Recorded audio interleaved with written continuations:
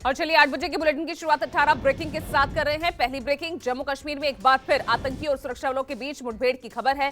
जम्मू कश्मीर के शोपिया जिले के मुंजमार्ग इलाके में सुरक्षा बलों और आतंकवादियों के बीच मुठभेड़ हुई। एनकाउंटर में 3 आतंकियों को ढेर किया गया। आतंकियों के पास से भारी मात्रा में हथियार बरामद हुए हैं। सुरक्षा बलों का दावा है कश्मीरी पंडितों की हत्या में शामिल थे तीनों आतंकी। दूसरी ब्रेकिंग, इलाहाबाद यूनिवर्सिटी हिंसा मामले में एफआईआर दर्ज हो गई है। छात्र नेता विवेकानंद पाठक की तहरीर पर प्रयागराज के कर्नलगंज थाने में एफआईआर दर्ज की गई है। ये एफआईआर मारपीट करने वाले सुरक्षा गार्ड के खिलाफ की गई है। आपको बता दें कि सोमवार को इलाहाबाद सेंट्रल यूनिवर्सिटी में बवाल के बाद आज यूनिवर्सिटी में छुट्टी का ऐलान किया गया है।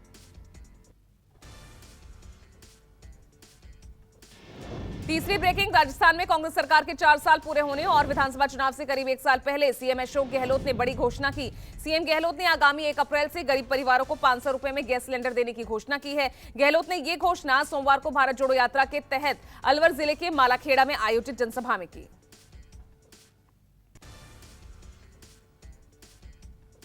चौथी ब्रेकिंग, राजस्थान में 2023 के आगामी विधानसभा चुनाव से पहले राज्य में चल रहे सियासी संकट के समाधान के लिए कांग्रेस सांसद राहुल गांधी ने रविवार को अलवर के सर्किट हाउस में मुख्यमंत्री अशोक गहलोत, कांग्रेस के राष्ट्रीय महासचिव केसी वेणुगोपाल, राजस्थान के पूर्व उप मुख्यमंत्री सचिन पायलट सहित कैबिनेट के आला मंत्रियों के साथ बंद कमरे में बैठक की। तो देखिए, यहां पर आला मंत्रियों के साथ बंद कमरे में बैठक की गई है और कहीं ना कहीं बड़े सियासी बदलाव के संकेत भी दिए गए हैं। तो ये खास तौर पर बैठक बुलाई गई जिसमें बंद कमरे में सचिन पायलट और अशोक गहलोत के साथ राहुल गांधी थे। इसके अलावा अगली बड़ी खबर, विदेश मंत्री एस जयशंकर ने राहुल गांधी की पिटाई वाले बयान पर प्रतिक्रिया देते हुए कहा कि सेना इस तरह की भाषा की हकदार नहीं है। कांग्रेस नेता लगातार अपने बयानों से सेना का उत्साह कम कर रहे हैं। उन्होंने ये भी कहा कि हमारे जवान 13,000 फीट की ऊंचाई पर भी देश की रक्षा में दिन रात जुटे हुए हैं। उनके लिए पिटाई जैसी भाषा या शब्दों का उपयोग करना सरासर गलत है। रुक कर लेते हैं छठी ब्रेकिंग का। बीजेपी के संसदीय दल की आज बैठक होने जा रही है। ये बैठक सुबह 9:30 पर होगी। इसमें प्रधानमंत्री नरेंद्र मोदी, गृह मंत्री अमित शाह, रक्षा मंत्री राजनाथ सिंह और बीजेपी के राष्ट्रीय अध्यक्ष जेपी नड्डा समेत कई वरिष्ठ नेता शामिल होंगे। माना जा रहा है कि संसदीय दल की बैठक में 2024 के लोकसभा चुनाव और आगामी विधानसभा चुनाव को लेकर चर्चा हो सकती है।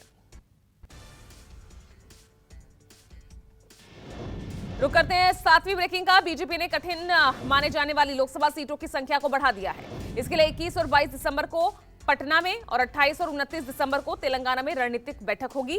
पहले कठिन लोकसभा सीटों की संख्या 144 थी, अब इनमें 16 सीटों को और जोड़ दिया गया है, जिनमें से 1 दर्जन के करीब सीट बिहार की है, 2 सीट यूपी की है और 2 सीट तेलंगाना की।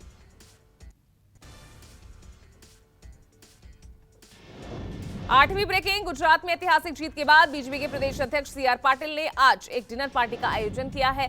दिल्ली के जिम खाना क्लब में होने वाली पार्टी में पीएम मोदी भी शिरकत करेंगे। प्रधानमंत्री के अलावा इस डिनर में तमाम बड़ी हस्तियां मौजूद रहेंगी। पाटिल ने खुद फोन कर तमाम प्रमुख अतिथियों को आमंत्रित किया है।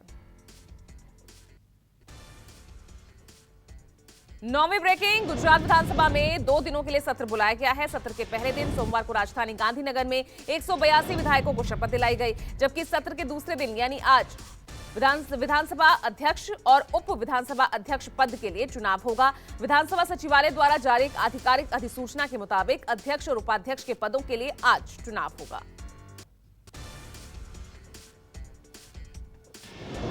10वीं ब्रेकिंग, गूगल के सीईओ सुंदर पिचाई ने सोमवार को पीएम नरेंद्र मोदी से मुलाकात की। पिचाई ने पीएम के साथ अपने इस मुलाकात की जानकारी ट्वीट करते हुए दी है। पिचाई ने पीएम मोदी के साथ फोटो साझा करते हुए लिखा कि आज की शानदार मुलाकात के लिए धन्यवाद पीएम नरेंद्र मोदी। आपके नेतृत्व में तकनीकी परिवर्तन की तेज रफ्तार को देखकर प्रेरणा मिलती है। 11वीं ब्रेकिंग, बिहार के छपरा में जहरीली शराब पीने से अब तक 70 से ज्यादा लोगों की जान जा चुकी है। इस मामले में एसआईटी ने एक्शन लेते हुए 9 लोगों को गिरफ्तार किया है। वहीं 17 लोगों से पूछताछ जारी है। वहीं बिहार के अलग अलग इलाकों में छापेमारी की जा रही है। पुलिस ड्रोन की मदद से शराब की अवैध भट्टियों का भी पता लगाने में जुटी हुई है।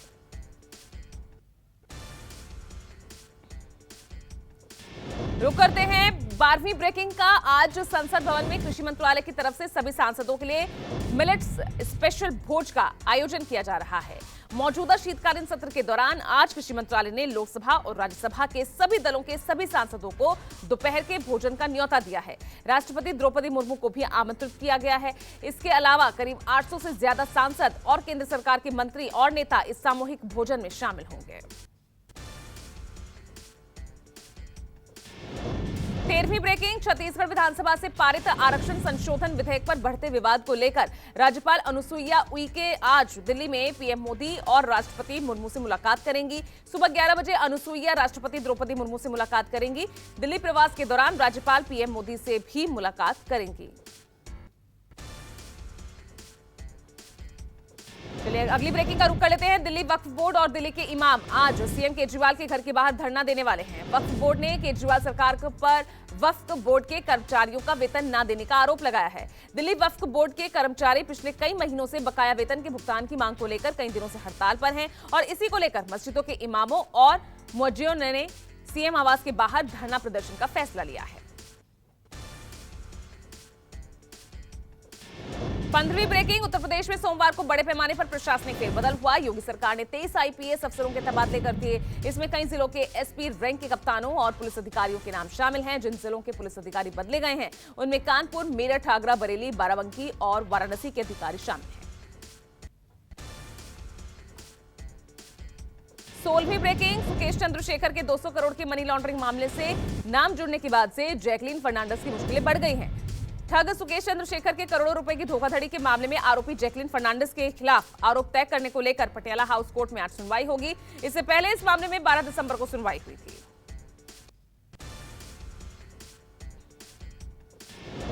17वीं ब्रेकिंग, घने कोहरे और धुंध की चादर पूरे उत्तर भारत पर छाई है। रविवार रात से ही विजिबिलिटी खासी कम हो गई थी। दिल्ली एनसीआर समेत उत्तर प्रदेश, पंजाब, हरियाणा तक कोहरे की मार देखने को मिल रही है। मौसम विभाग ने शीतलहर पर येलो अलर्ट जारी किया है। दिल्ली एनसीआर, यूपी और पंजाब, हरियाणा में पूरे हफ्ते घने कोहरे का अलर्ट है। और 18वीं ब्रेकिंग, चीन में कोरोना महामारी का महाविस्फोट देखने को मिल रहा है। अस्पतालों में मरीजों की संख्या इतनी ज्यादा हो गई है कि उन्हें जमीन पर लेटाना पड़ रहा है। वायरस विशेषज्ञों के मुताबिक चीन की करीब 60% आबादी और धरती की कुल 10% आबादी अगले 90 दिनों में संक्रमित हो सकती है।